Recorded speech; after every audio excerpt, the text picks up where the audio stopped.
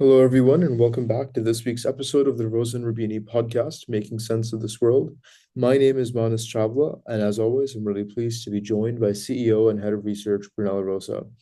This week, we're looking back at last week at the World Economic Forum that happened in Davos, where thousands of the world's business and political elites congregated, I think, for the 50th, 60th, 70th year in a row. Um, where a lot was discussed. And I often find, Brunello, that this conference is a touch point to get the pulse of the global economy, of the global political sentiment. And so I just wanted to tell you, let's start at the economy. I mean, what was the sentiment of economic operators like? So we found a widespread sense of optimism, probably because that was in coincidence with the inauguration of President Trump, who promised a new golden age for the American economy. And considering the relevance and weight of the American economy over the global economy, clearly that sparked optimism among operators in all segments of and on industries.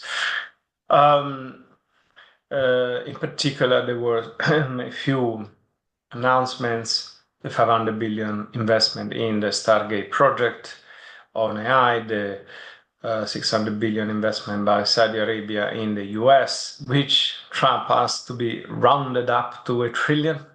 It seems like doubling to me, but at least it's still a very, very large figure. And then there was, of course, the crypto crowd that was super enthusiastic about the fact that Trump will definitely spark a completely new approach to that industry in his second administration. Even if he failed to mention the word Bitcoin in his inaugural speech, and that left some people unhappy, but in reality, the executive orders that he signed just a couple of days later signaled that he's really ready to push on cryptos and stable coins. Yeah. And if you talk about the geopolitical side of things, I mean, I remember for the last 5 years or so, we've always said at every conference, even if it was an economic conference like the World Bank or IMF, somehow geopolitics was top of the agenda. Was that something you saw this time around as well? No, I think geopolitics was slightly on the back seat for a change. Again, possibly because we had just the ceasefire signed by Israel and Hamas and other countries, of course, involved, Lebanon and so on. We're pleased to see that happening. So it seems like one of the conflicts that is open is probably going to some form of resolution. Regarding the war in Ukraine, people still believed at that time that Trump could solve in 24 hours. Clearly now, these 24 hours have long gone. And Keith Kellogg, which is the special envoy in Ukraine, actually said that he might resolve the conflict hopefully in the first 100 days of the administration, which is slightly different goalpost, but still would be very quick considering the length of this conflict. So I would say, for a change, geopolitics was not front and center of this conference. Yeah. And then let's talk third about central banks and markets together. Where are central banks heading? Was that a real touch point and focus for the WEF? And how did markets react to everything going on, and how is that reflected in the conversations you had?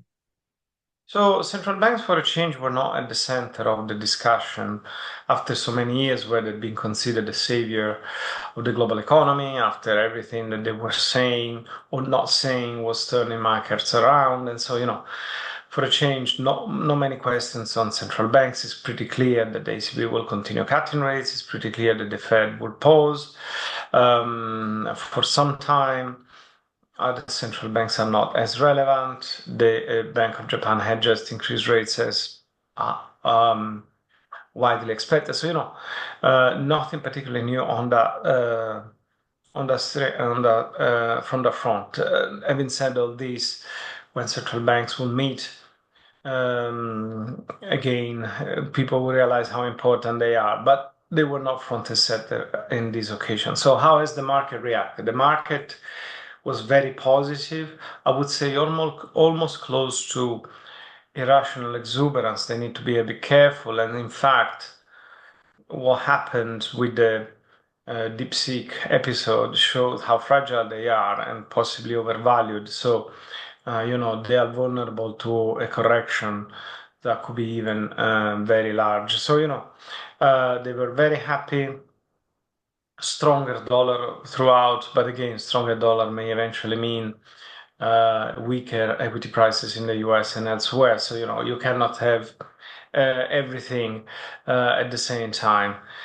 Strong economy, stronger dollar, higher long-term rates. All this is not necessarily indicative of great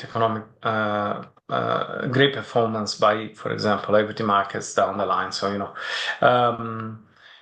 beware what you wish for. So, but this is the sense that we could get from the Davos meetings. Yeah, yeah, absolutely. I mean, always such a good way to get a pulse of the, macroeconomic political landscape of the world. And I really do think that much of the agenda set in January in Davos will affect, and repercussions of the world for the rest of the year. So, Brunel, as always, thank you so much for your time and insight. Thank you very much. Until next time.